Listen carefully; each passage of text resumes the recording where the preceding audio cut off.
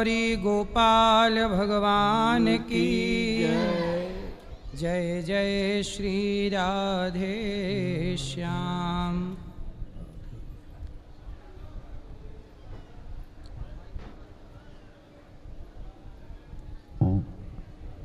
सबको जय श्रीमन नारायण, जय श्री कृष्णा।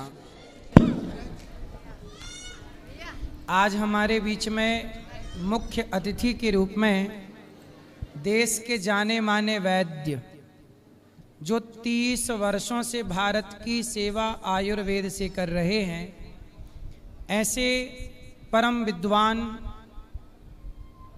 आयुर्वेद को गहराई से समझने और समझाने वाले परम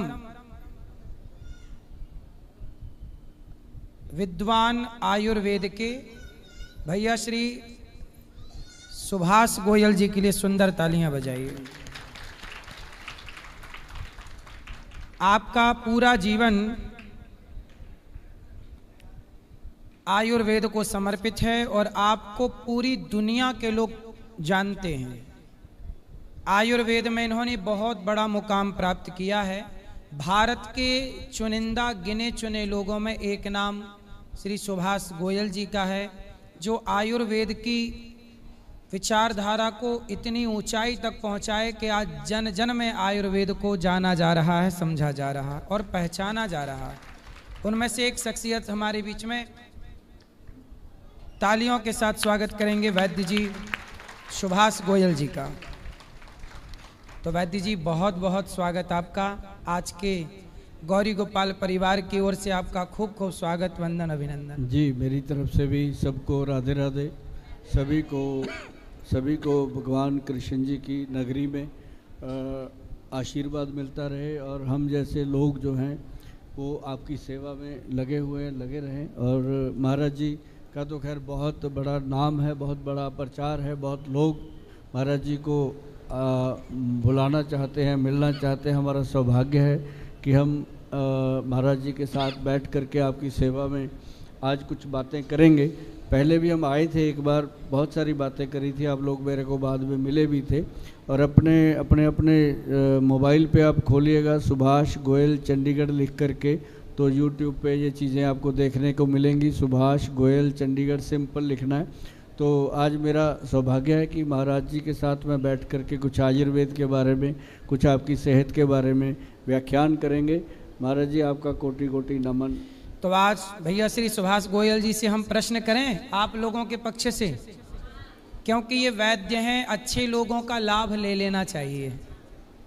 अच्छे लोग बार बार नहीं मिलते, जब मिल जाएं तो कहते हैं अच्छे लोगों का क्षण बर्बाद नहीं करना चाहिए।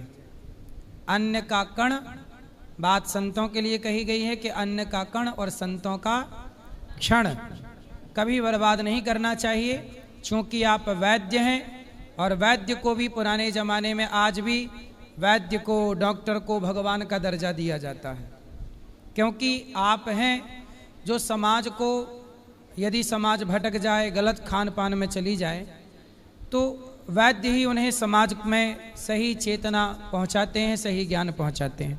तो सबसे पहला सवाल कि हमारी माताएं, बहनें, भाई लोग जब ये उपवास करते हैं जी, व्रत करते हैं, तो व्रत करने में ना कमजोरी सी आ जाती है कि आज हमने कुछ खाया नहीं, तो कमजोरी आ गई। कई बार व्रत का प्रभाव ये होता है कि व्रत के प्रभाव से 1 दिन 2 दिन तक कमजोरी बनी रहती है। तो 1 दिन ना खाना, आयुर्वेद कहता है कि व्रत करने से शरीर ठीक रहता है। परंतु व्रत करने से यदि कमजोरी आ जाए तो आपके पास क्या नुस्खा है कि वो ठीक हो जाए? सबसे पहले तो महाराज जी मैं आपको बताऊंगा कि जो लोग व्रत करते हैं, बहुत कम लोग हैं जो नहीं व्रत करते, लेकिन मैक्सिमम लोग व्रत करते हैं। अब जैसे किसी को कोई स्किन की प्रॉब्लम होती है, हम उसको बोलते होते हैं कि संडे को खाना छोड़ दो और नमक बिल्कुल बंद कर दो, तो काफ़ी हद तक फ़ायदा होता है। तो जो कमजोरी आती है व्रत करने से, वैसे तो बहुत कम लोगों को आती है, उन्हीं को आती है जो अनीमिक होते हैं, जिनके अंदर खून की कमी होती है।